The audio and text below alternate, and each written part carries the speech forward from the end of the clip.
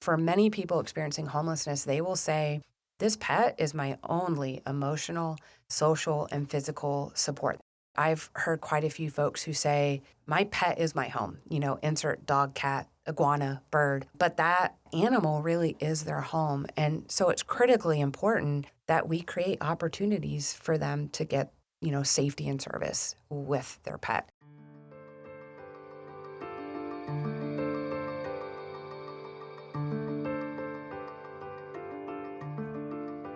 Welcome to the Nonprofit Podcast Network. Our purpose and passion are simple: to highlight the incredible nonprofits that make our communities stronger. Each episode is a chance for these organizations to tell their story in their words, sharing not just what they do, but why it matters to the people they serve, to their supporters, and to all of us who believe in the power of community. Through podcasting, we hope to amplify their voices, inspire connection, and give them one more tool to impact the hearts of donors, partners, and neighbors alike. This work is made possible through the generous support of our incredible partners: Cap Trust, offering fiduciary advice for endowments and foundations; Western Health Advantage, a local not-for-profit health plan that believes health care is more than coverage. It's about caring; CORE, executive leadership and comprehensive support services. They work in it so you can work on it. And Five Star Bank, a local, trusted advisor to community nonprofits for over 25 years. When you think about leaving a dangerous situation, most people think about safety, shelter, and survival. But what if the reason someone stays is because they can't take their pet with them? In this episode, I sit down with Katie Campbell from Red Rover, an organization working at the powerful intersection of people and their pets.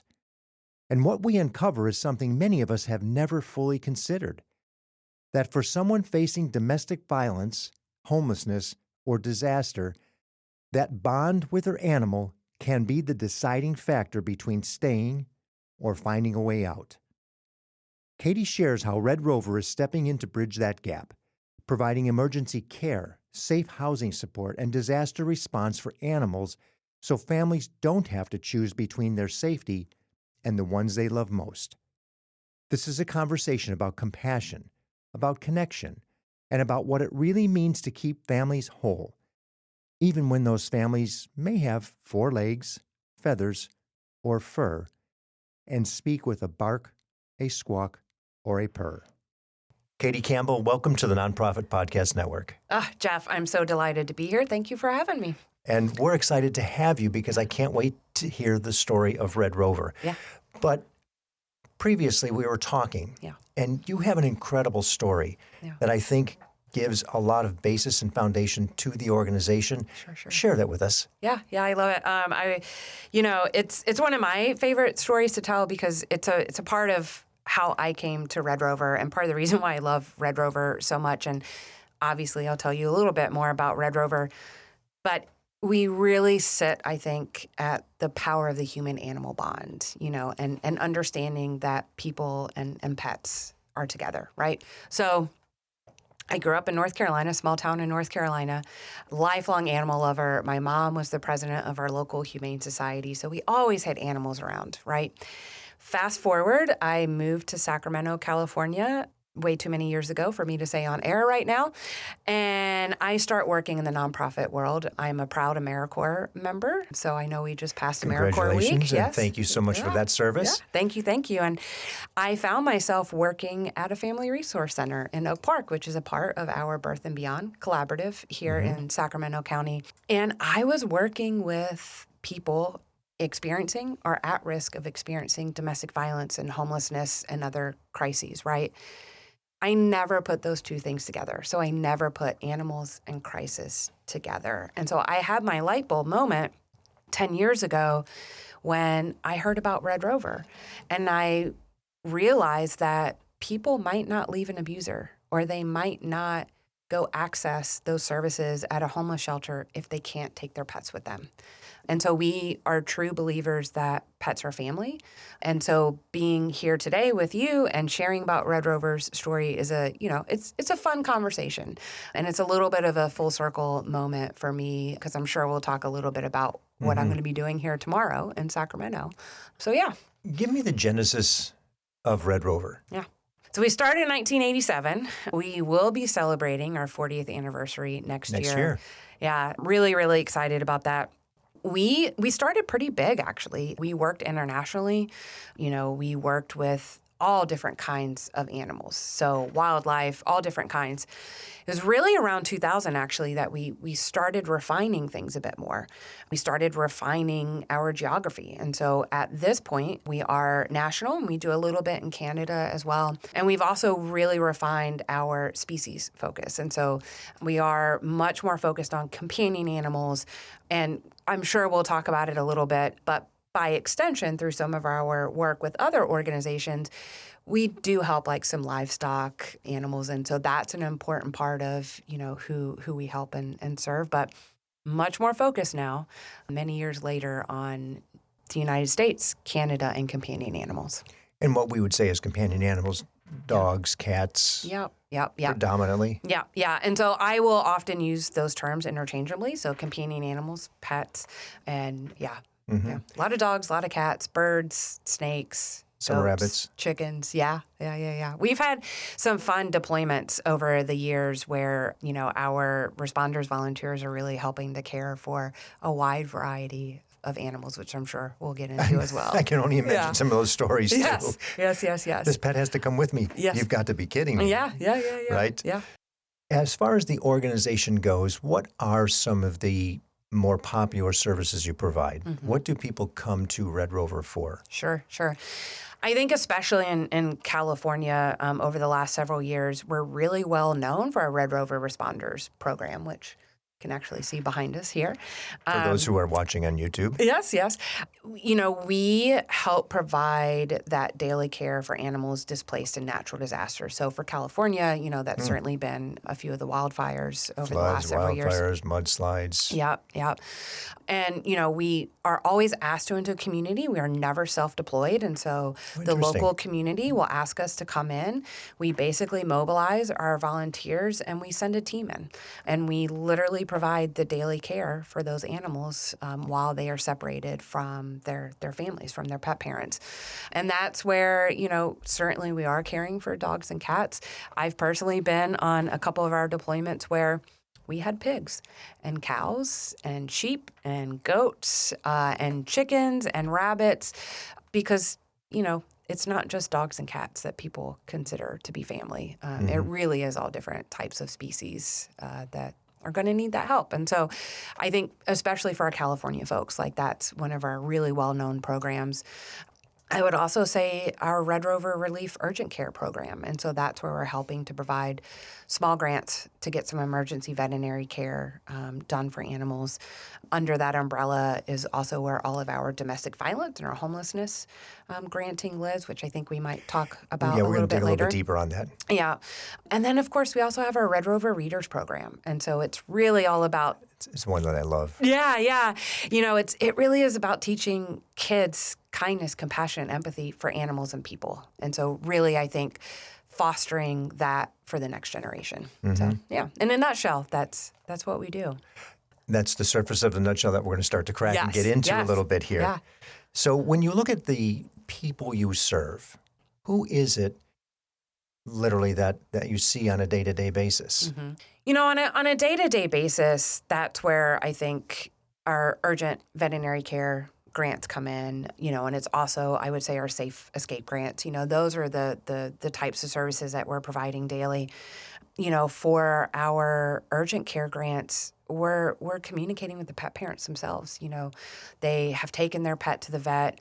There is an emergency need, and they're reaching out to us and applying, for that grant. And so our case managers are working with them one-on-one. Also, for our safe escape grants, our case managers are working with domestic violence organizations. And so a survivor has gone to an organization, they have a pet. For whatever reason, that organization is not able to keep the pet on site. And so they're helping to submit a grant to us so that we can help cover the cost of boarding for that pet. our case managers do a wonderful job day to day, just helping folks through really crisis and traumatic situations. And so that, I would say, is what we do on a day-to-day basis. There's also a lot of behind-the-scenes stuff that our team is doing with training and support and some of our other programs as well. Tell me a little bit more about the service part of somebody with a pet. Mm-hmm. There's an issue. Mm-hmm. And who are those collaborators that you work with? I'm imagining you're probably touching SPCA, you're touching domestic violence centers and organizations that are for those in crisis. Yeah. From domestic violence. What does that look like? How does anybody even know to engage with you? Yeah. For our veterinary grants, there are so many clinics across the country who just know about us. So many vet clinics that some way or another over, the last almost 40 years know that we exist. And so, they're sending the pet parents to us. When it comes to some of our domestic violence work, which is a little bit younger for us, we really started in 2012. We've done a lot of work to engage with communities across the country. And so engage with some of those organizations you just mentioned, domestic violence organizations, animal shelters, animal rescues, and make sure that they know that we're there and that they can send folks to us whenever they do run into those situations. I think, and I'm sure we'll talk about it later, our partnership with Purina and the Purple Leash Project has really been a game changer for us in helping to make sure, especially for domestic violence, that domestic violence survivors know that we have resources available. And to expand just a little bit on that, for people to understand, you are actually bridging two huge gaps here. The domestic violence escapee who's trying to get out of the situation, as you mentioned earlier, may not leave if they can't get their pet with them. And those pets can be held hostage in so many instances where the pet doesn't go, meaning you're stuck because the relationship is much stronger with the pet. They get to that point where, okay, we're going to figure this out. So you're supporting them through the services and support of a third-party domestic violence center, so to speak, and from the pet side for whatever care that pet needs as well, because in many cases, sometimes the pet's abused. Yeah, we are often able, when we're giving a grant for a domestic violence survivor's pet, we are often able to help with the veterinary care.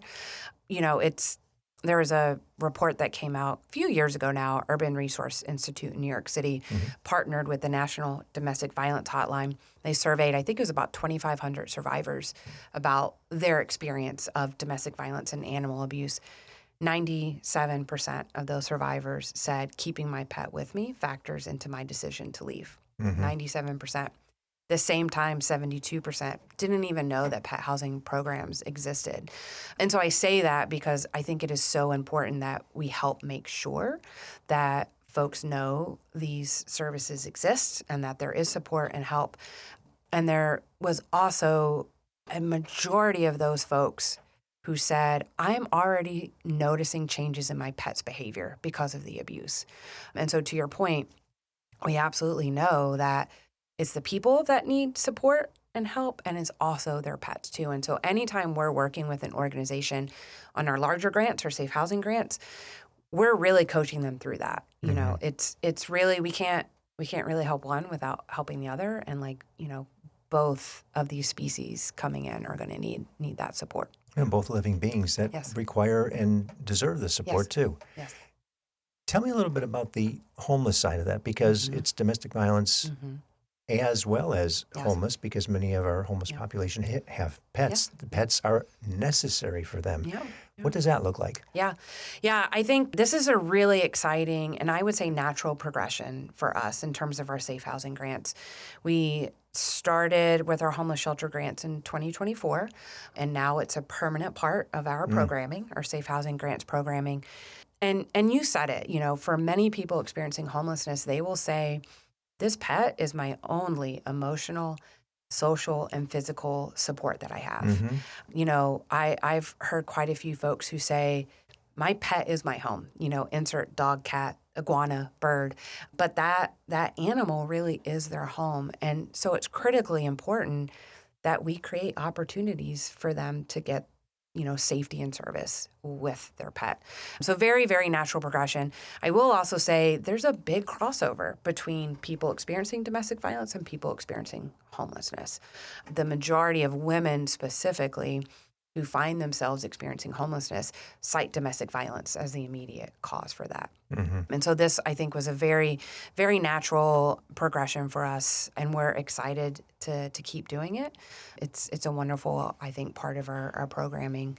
And I would also say that the organizations that we're working with who are applying for us, who we see in coaching, who we're giving training to, are thrilled to be able to offer this because they see the benefit on the ground of keeping families whole, of keeping these people and their pets together. Which makes perfectly good sense. Yeah. In Sacramento, having started so long ago, there's probably a keen awareness, and many organizations are familiar with you and the services. How did it grow out into the rest of the country? Yeah. Gosh, so you're taking me back. So I've been at Red Rover for about 10 years now. Okay. You're taking me back to when we started in 2012. We started with our safe housing grants. Pre-me, I would say Not much, though. Yeah, I would say we had a very California focus, right? Uh-huh. We were very much trying to focus in California. That started to transition around 2016, 2017 when I joined Red Rover. We intentionally wanted to go beyond the California border. And so we started looking for opportunities to present at national conferences. I sent a lot of emails and made a lot of phone calls to organizations throughout the country. And I was just like, hey, we've got grant funding for you. It's really, really important that you recognize pets when you're working with domestic violence survivors. And I'm not going to lie, Jeff, I had a lot of people not return my phone calls or, not respond to my emails because they just weren't ready for it. Mm-hmm. I come from the human services space. I know what I'm asking is hard. I know it's scary, which is part of the reason we created a training program that I'm sure we'll talk about later. But we transitioned and we realized that it's not enough for us to just provide grant funding. We need to walk this walk with them. And so in answer to your question, I think we saw the need to expand and the need to do more. We needed to provide training. We needed to provide that consultation to help organizations along this path. I do not remember what our number was way back when in 2012, but I can tell you at this point, we've now given over $6.5 million in safe housing grants to domestic violence organizations, homeless organizations, and animal organizations throughout the country. And so, it grew because we had a desire and a knowledge that we needed to do more. And you were accepted. Yes. Yeah. And then people were saying the need is here. We like what you're providing. Yeah. And that opportunity presented itself probably domestically first into then the realization these people have pets. Yeah. How do we service these pets? Yeah. I often say that I'm very good at compassionately hounding folks. And it took some time. And it took some time for me to say, this is important. You have folks who are not going to come into shelter because they have pets and they want to keep their pets with them. And it just took some time to say, hey, we're gonna do this with you. We know you have challenges. We know that you have concerns. We're going to support you through that. Mm-hmm. And over time, we have grown to, I think it's roughly 20% of domestic violence shelters in the U.S. are pet friendly. So they're able to keep survivors and pets on site at the same location, at the same human services shelter. That's grown. Obviously, percentages always grow from somewhere, from zero, right? Yes. But in 2016, I think we were at like 3 or 6%. And so we have seen this massive growth. And it's wonderful. It's been wonderful to see organizations say, yeah, okay, we can do it. And we're also going to bring others along with us. And they're accepting. Yeah. They're absolutely accepting, saying, okay, this is a necessity for the well-being of everybody, included. Yeah. Tell us a little bit about the funding of the organization. How are you funded? Yeah. We are funded predominantly by individual supporters. So I did some math a little bit earlier for this. I'm going to say roughly 75% of our funding comes from individual donors and supporters. That's amazing. Yep. And that's wonderful, too, because you're not reliant so much on grants that maybe go away. Yep. As an AmeriCorps member, you know that changed. Yes.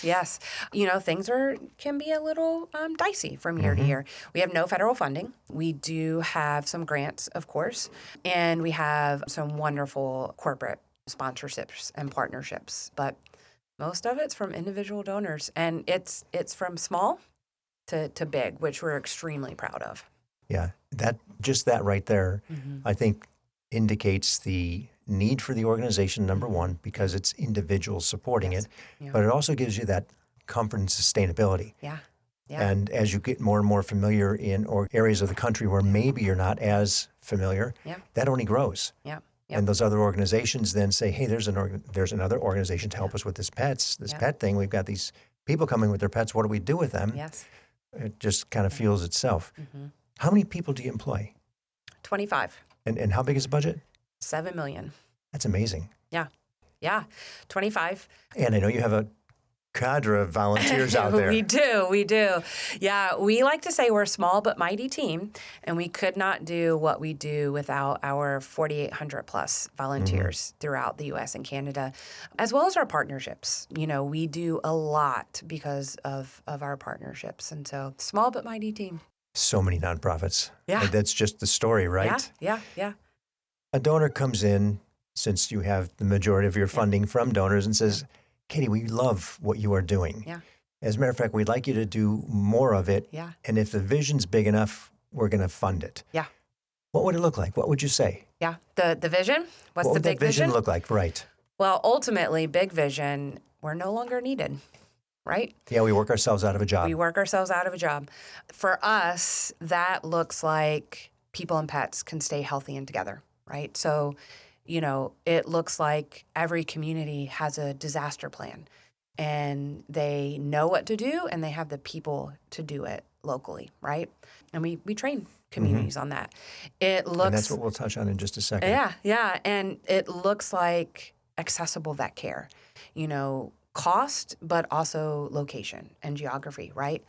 It looks like domestic violence survivors and people experiencing homelessness don't have to make a choice. And every organization has services for them. And it looks like, I think, us creating a more compassionate future generation that really, understands and values living beings, animals and people. Ultimately, it's putting ourselves out of a job, I think, is the big vision.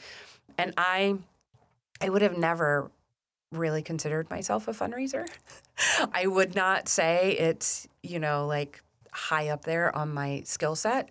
But I have found that I've really, really enjoyed it, because when I think of a donor and somebody who is willing to trust us with their money, I really, really value that. Whether it's $5 one time, or it's you're going to leave us, with that bequest, you are trusting us to do really good things with your money, and we're going to help you create impact. Because I think that's what donors want, right? Like, if you're going to donate somewhere, that's why they give. You want to create change. And so I see us as the vehicle of creating that change. Yeah. And you're stewarding both ways. You're stewarding the donor for that contribution, but they expect you to be a good steward of that contribution. Absolutely. Yeah. And it's a high expectation. It is. And we try and be very, very good stewards. You can go onto the website, you can see all of our financial documentation. We're actually in the middle of our audit right now. And we are as transparent as we can be. Transparency is something that's really, really important to us, from our everyday donor communications to our annual meeting. We really value folks knowing what their money is doing and being able to see that. And I'm sure it'll come up later. We're really proud to be telling our story, I think, in exciting new ways, because that's important. You give money, you want to know what your money is doing. Yeah, exactly. Yeah. And collaboration. Yeah. I think one of the key words we're seeing as budgets change and funding changes is the significance of collaboration amongst organizations. And what does that look like? And how do you better serve the constituents working together? And in many cases, just being aware, because people don't know. Yeah. I was going to ask you, do you work with the Red Cross? Yeah. I'm thrilled. See, that just made sense. We've had them in here, and I'm hearing this whole pet situation is catastrophic during a catastrophe. It is. For the families, the pets, and for whatever that particular situation is. And everything's a mess. Yep. Yeah. And somebody's got to bring it together. Yes. Yeah.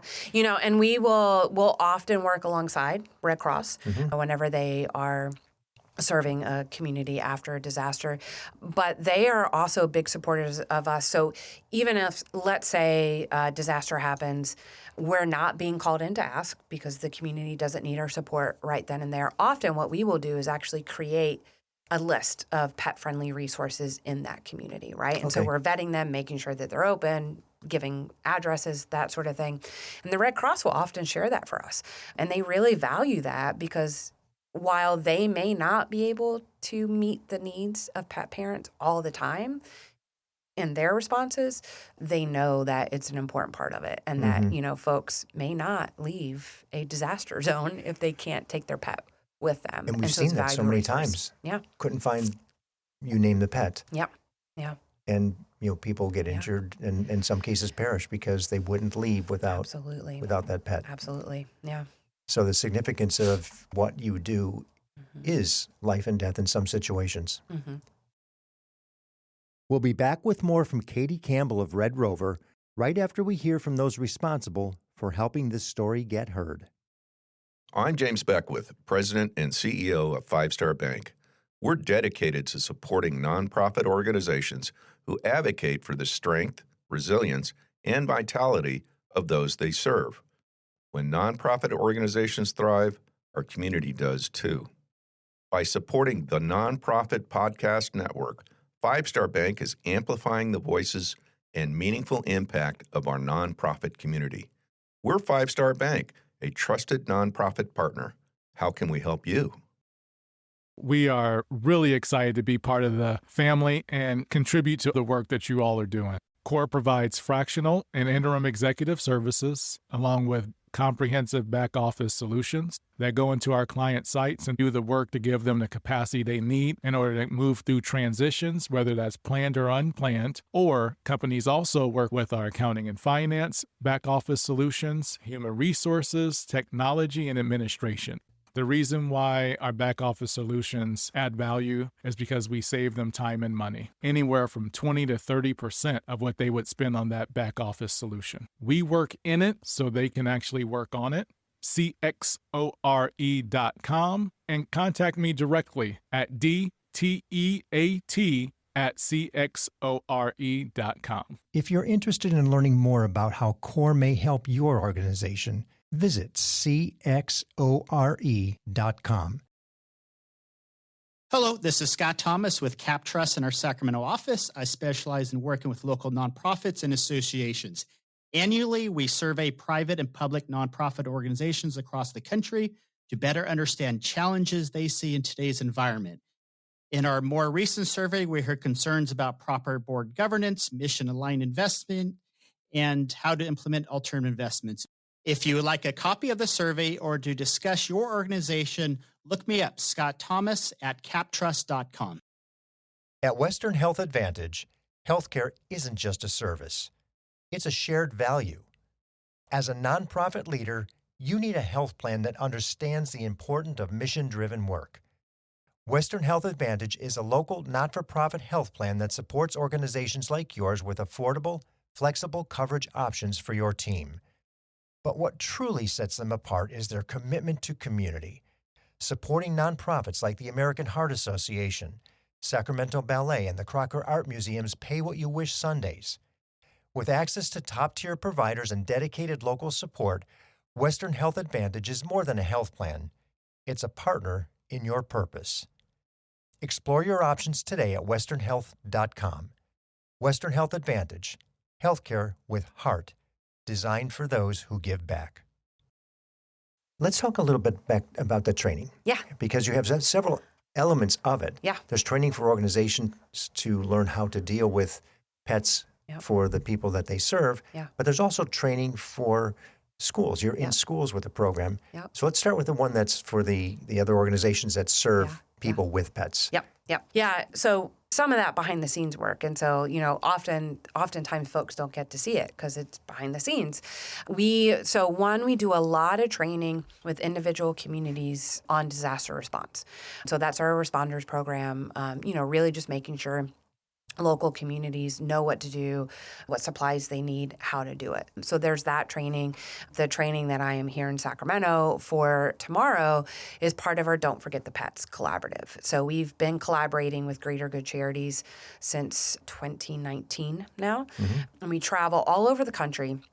And we provide free training to human services organizations, animal services organizations, veterinary community, law enforcement, anybody else who's interested on how to create pet housing programs. And so it's essentially bringing folks together from these different sectors into the same room to talk about why it's important and how to do it. So from collaboration, who do you collaborate with? How do you start that? To program design, to physically, what does your space look like? To policies and procedures, which I know everybody loves policies and procedures. Yes. It's one of my favorite parts of the talk, but we talk about just policies. Ahead of fundraising, right? Just ahead of fundraising. You got it. Yes. Fundraising is honestly probably the easiest part of all of it because a lot of people like donating to animal causes, but we really kind of walk them through that process. So it's kind of 30,000 foot view. After the training is done, we offer a ton of support after the fact. So we do free coaching, one-on-one coaching with organizations or, an organization and their collaborative partners. The reason why I love the training so much is because we in the nonprofit world tend to get really siloed. We don't really talk to the other folks in the community, right? And I know that from my days working here in Sacramento. Improving, but still a long way to go. Yes, yeah, absolutely. And so we tend to get really siloed. And so we're just physically bringing people together to meet each other. And that, for me, is the really, really exciting part of this training that we do. So we're going to be doing that tomorrow. Can I share why I'm personally excited about Absolutely. that training? Okay. So I think I mentioned a little bit earlier, this feels like a full circle trip for me to Sacramento. I was an AmeriCorps member. I worked at the Family Resource Center in Oak Park. We're going to be doing the training at La Familia Counseling Center. And one of the co-hosts was my former trainer at the Child Abuse Prevention Center when I was an AmeriCorps member. And so it's really, really exciting to, I think, be working with these folks. They're at the Sacramento Family Justice Center now. They recognize the need to recognize pets with the folks they're serving. And so, in our own backyard here in Sacramento, it's just wonderful, I think, to be bringing this community together, to be talking about this and how we move forward as a community. Because that is one of the most important parts of this pet housing program work. Is it takes a community. It can't be one organization doing it on their own. They absolutely have to have that community support to do it well and to do it long term. So, yeah. Couldn't agree with you more on that. Yeah. And breaking down these silos is Yes. so necessary. Back to the conversation about collaboration. Yeah. It's absolutely necessary today. It is. And it's hard for some people to do. It is. But it's going to have to happen, or their organization may not be here 2 years, 3 years, 4 years from now. Yeah, absolutely. And it's work. Yes. It's difficult when you only had to do your thing by yourself and you didn't have to engage all these other people. But today you must engage other people. You must. And it's building a relationship. We have longstanding partnerships with a number of organizations. I would say, one of the best examples of this is actually with Greater Good Charities. It's work. We talk all the time about hey, what's working? What's not working? What do we need to do? What are the gaps that we need to fill? Okay, what are we doing? What are you doing? And it's building a relationship and it's continuous conversation. And in the end, it is so worth it. I think we've trained through this alone, I want to say more than 3,600 people. And, it's that's really impactful work. And that's in multiple communities across the country. Those are boots on the ground. Yeah. Those are people actually doing the work. Yes. Let's talk a little bit about the school system. Yes. Because what I think is so important there is if we can educate our youth, our children, that this is the way things are or should be, we save ourselves a lot of trouble down the line. Yes, absolutely. And you've got a program for kids. Yeah. Yeah. Tell me yeah. how that thing gets implemented. What's it do in the school system? How do you engage it in the community? Sure. Yeah. And, I'm going to tie it back to, hey, what is it? What's the big vision? The big vision is we prevent abuse, cruelty, and neglect before it even happens, right? And I think that is what is really at the core of our Red Rover Readers program and our Kind News magazine. So in a nutshell, Kind News magazine, I often think of it as Ranger Rick. That's what I had when I was a kid. But it is an animal-themed magazine that goes into a classroom, free to the classroom. It goes in free 5 times a school year. And it's based on science. It's based on animals from all around the world, and teaching kids about animals and getting them engaged. And it's similar to the Red Rover Readers program in that it uses open-ended, non-judgmental questions, to really engage kids in conversations, start building that perspective taking, understanding how to take that perspective, which builds into empathy, right? And the Readers program is a bit more formal, and so I call it a train-the-trainer model. And so we train folks, usually teachers or humane educators, on how to use children's books, again, to engage kids in conversation. And so each book in the curriculum comes with a guide, and it walks the reader through how to read the book, when to ask the questions, and again, it's all open-ended, non-judgmental questions. Folks can actually take the Red Rover Readers training for free right now. It's online at our website. There's support on the back end for folks as they have questions. But we've seen just these wonderful stories of, a kid, I think was actually maybe a local Sacramento child many, many years ago. They were reading, I want to say it was Community Cats was the book. Nobody's Cats. Nobody's Cats is the name of the book. And they read the book in school. And the kid, the student, realized that he had a family member who was throwing rocks at some of the cats in his neighborhood. After reading the book, he went home to his family member and he said, "Hey, I don't think we should be doing that anymore. Can we not throw rocks at the cats anymore?" And the family member stopped doing it. And then the kid got to go back to his teacher and report that. There's another wonderful story this is a little bit of a more recent story. Kids were reading the Kind News magazine in the classroom, and they heard a story, because we use real life stories. They heard a story of another classroom, another group of kids who were helping an animal get some veterinary care that they needed. And the kids were so inspired by it that they started talking and working with their local neighborhood animals to see how they could help them get the emergency veterinary care that they needed. And so I think the most powerful thing that it shows kids is that they have the control, they have the ability to have impact in their own lives, right? They have impact to change what their relatives do. They have impact to change what happens in their neighborhood. And I mean, how powerful is that right now to show kids what power they have? I think it's amazing. It's an amazing part of our work. So, yeah.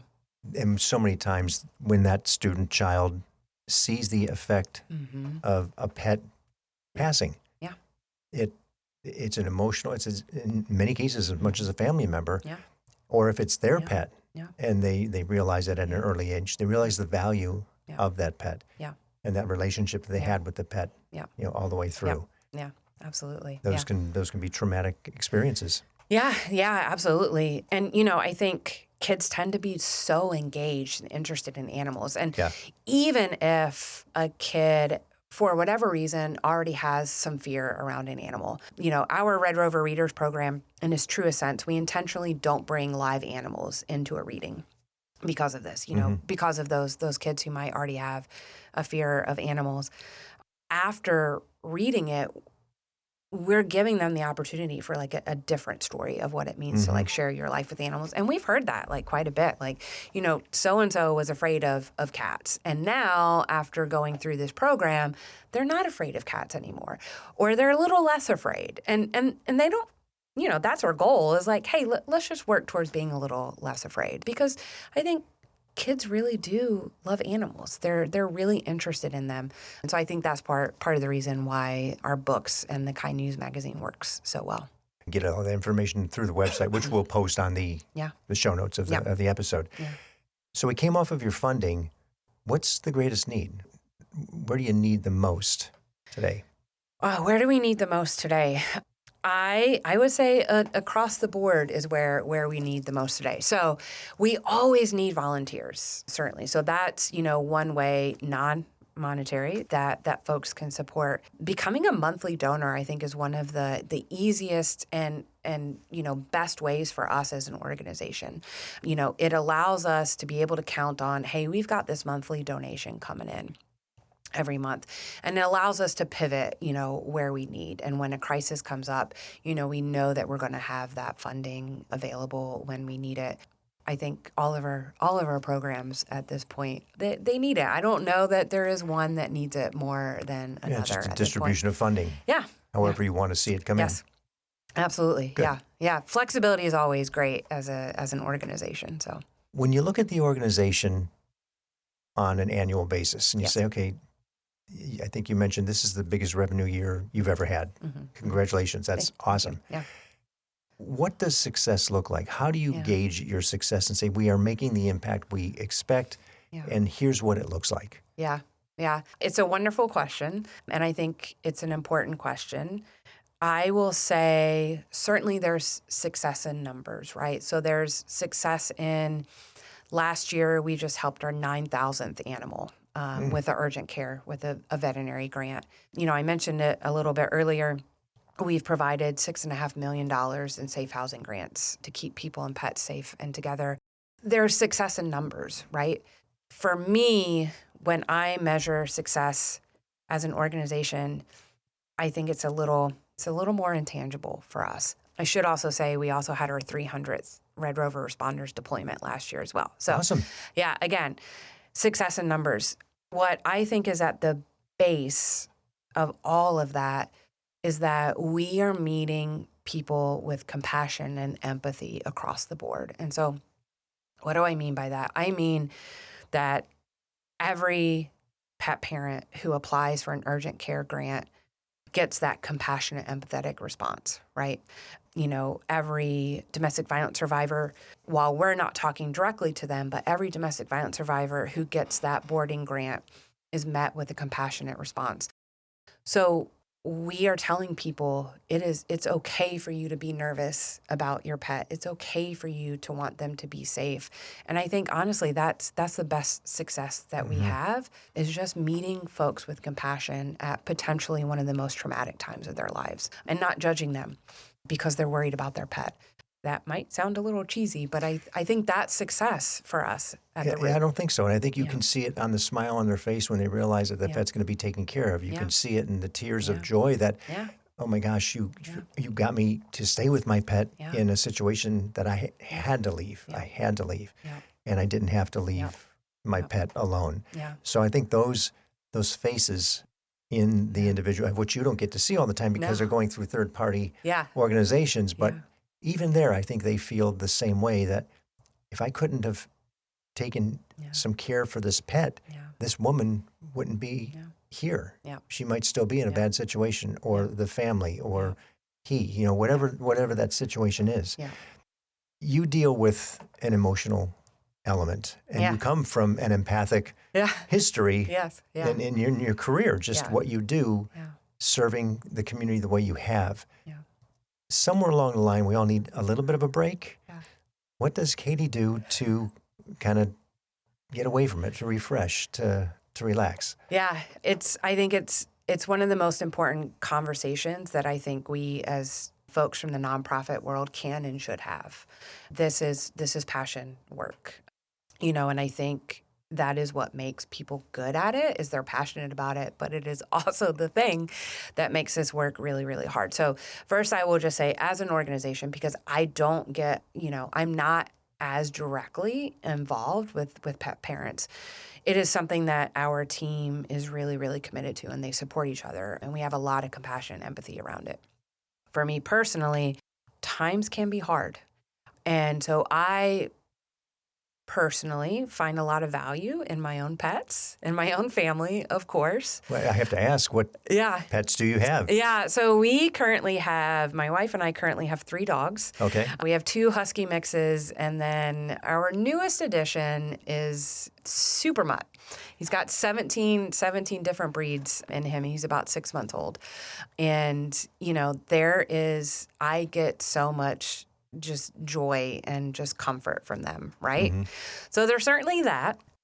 I also have to remind myself that I can't do everything, but I can do my part, right? And, it can be overwhelming, to think about and to see, the number of folks who want or need help. And I can just do my part. And I have a folder in my email inbox. It literally says when I need a reminder. And it's those stories that, have just really touched me over the years. And I put them in that email inbox. And then when I need the reminder of like, okay, this is the good that we've done. This is what we've done. I can go to that. And it's something that I do with the team as well. And, I think we have other team members who also, have really done that over the years too. Like, hey, this is a wonderful story we heard in our program. We want to share it with everybody because all of our team contribute to this amazing work. It's not just the case managers or the program folks who are doing, the day-to-day, let's say. Right. It is absolutely every single person on our team who contributes to the work. And so I'm proud of just our culture of like, hey, let's share these successes with everybody because it's hard. I think that's a great reminder for everybody. Find something that demonstrates the good you do. Yeah. And whenever you're in that space of questioning, pull it back up. Yeah. Yeah. Because that's reality. Yeah, it is reality. And I would also say it's also okay to have that moment where you're like, today just stinks. That happens, yes. Yeah. And giving yourself, I think, permission to just be in that moment. Today stinks. Tomorrow's going to be better. And then, get those reminders, whatever it is that you take care of yourself with, do it. But also allow yourself to have that moment where today just stinks. What's the best way for the community to support the organization? What should they do? Where do they go? What do you suggest? Yeah, I feel like this is probably the response of every nonprofit that you have on the show. Go to the website. Yes. Yeah, RedRover.org. Certainly become a volunteer for us. You don't have to have all the know-how. You just have to have a willingness to join us. You can do the training for free, RedRover.org/join responders. Of course, donate. Again, go to the website, redrover.org. You'll see all of the donation opportunities. Absolutely donate to us.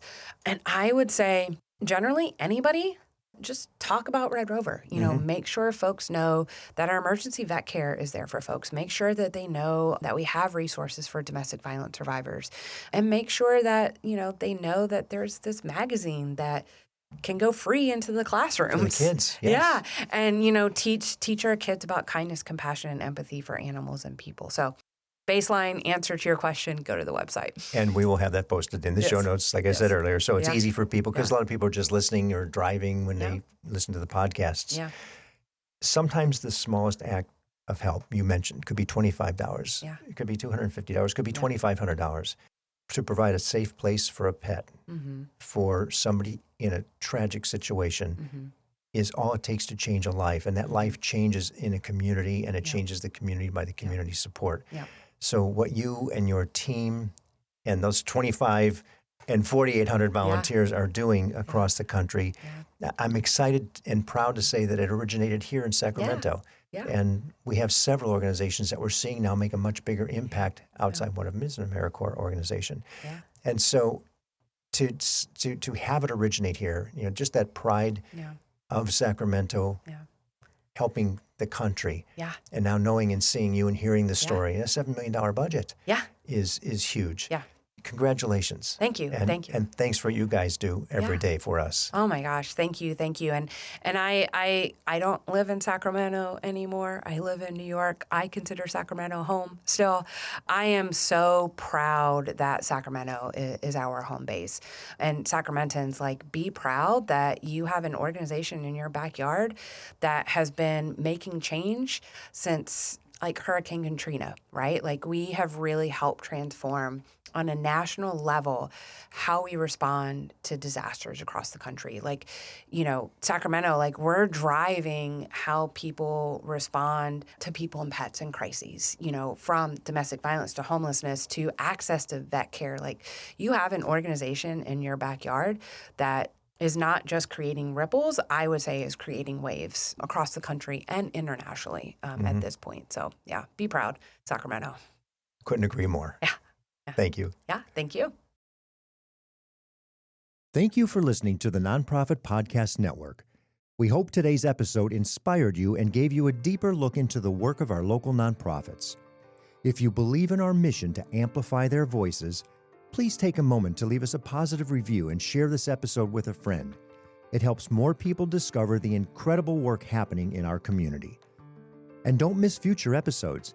Subscribe to our weekly updates and monthly newsletter at nonprofpod.com. And if you're part of a nonprofit that would like to be featured, we'd love to hear from you.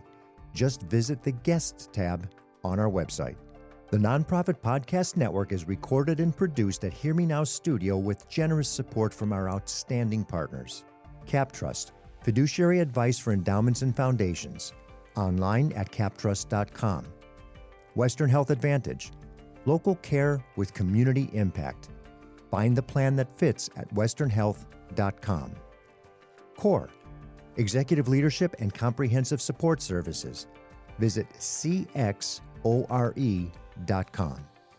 And 5 Star Bank, a local trusted advisor to community nonprofits for over 25 years. 5starbank.com.